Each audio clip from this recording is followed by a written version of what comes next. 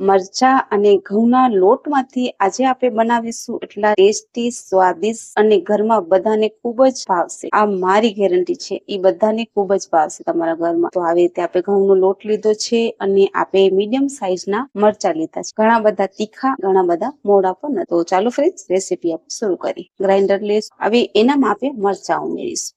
હવે એનામાં આપણે લસણની કલિયા લીધી છે, જે ઘણી બધી લીધી છે, તમે જોઈ શકો છો. વધારે માત્રા આપણે લસણની, જો તમને ન ભાવતું હોય તો થોડું ખણ ઉમેરશો તો પણ એનું ટેસ્ટ સારું આવશે. હવે એનામાં ઉમેરીશું જે મળી આવે છે એની આવી રીતે 10-12 આપી દીધી છે, જોઈ શકો છો. ગરમ મસાલામાં આવે છે એ આપણે ઉમેરી નાખીશું. હવે એનામાં ઉમેરીશું 1 ચમચી જેટલો જીરો. હવે એનામાં ઉમેરીશું સ્વાદ અનુસાર થોડું મીઠું. મીઠું ઉમેર્યા બાદ 1 ચમચા જેટલું પાણી ઉમેરીશું અને એને આપણે સારી રીતે પીસી લઈશું. તો ફ્રેન્ડ્સ, તમે જોઈ શકો છો આપણે સારી રીતે પીસી લીધું છે. હવે એને આપણે કાઢી લઈશું. તો હવે આપણે લોટ લઈશું ઘઉંનો. 1 કટોરો આપણે લોટ લઈશું. ઘઉંનો લોટ છે, એનામાં આપણે લીલા ધાણા 1 ચમચી જેટલું આપણે સફેદ તલ લીધા છે, 1 ચમચી જેટલું આપણે અજમું લીધું છે અને જે આપણે બનાવ્યું છે ને 2 ચમચી જેટલું આપણે તેલ લઈશું મોણ માટે. આવી રીતે મિક્સ કરી લઈશું. તો એનામાં આપણે કસૂરી મેથી ઉમેરીશું. એનાથી ફ્રેન્ડ્સ સ્વાદ બહુ સારું આવે છે. હવે એનામાં આપણે જે બનાવી છે મરચાં, લસણ અને એનો આપણે લોટ બાંધીશું. તો થોડું થોડું આપણે ઉમેરવાનું છે, જેટલું જોઈએ એ પ્રમાણે બધું મિક્સ કરી લઈશું.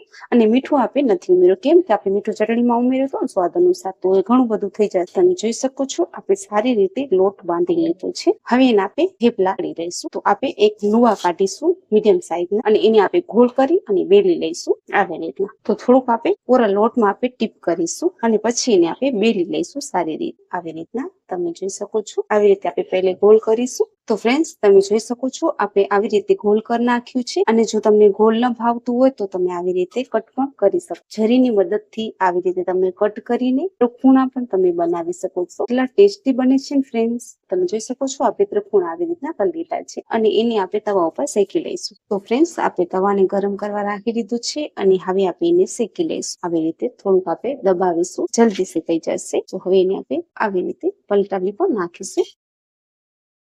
1 ચમચીમાં તમે એટલા ટેસ્ટી થેપલા બનાવી શકો છો. તો તમે જોઈ શકો છો બિલકુલ તૈયાર થઈ ગયો છે. જો તમને સારું અને સિમ્પલ લાગ્યું હોય ફ્રેન્ડ્સ, તમે મારી ચેનલને લાઈક કરજો, સબસ્ક્રાઇબ કરજો અને ત્યાં સુધી તમારું ધ્યાન રાખજો. ધન્યવાદ.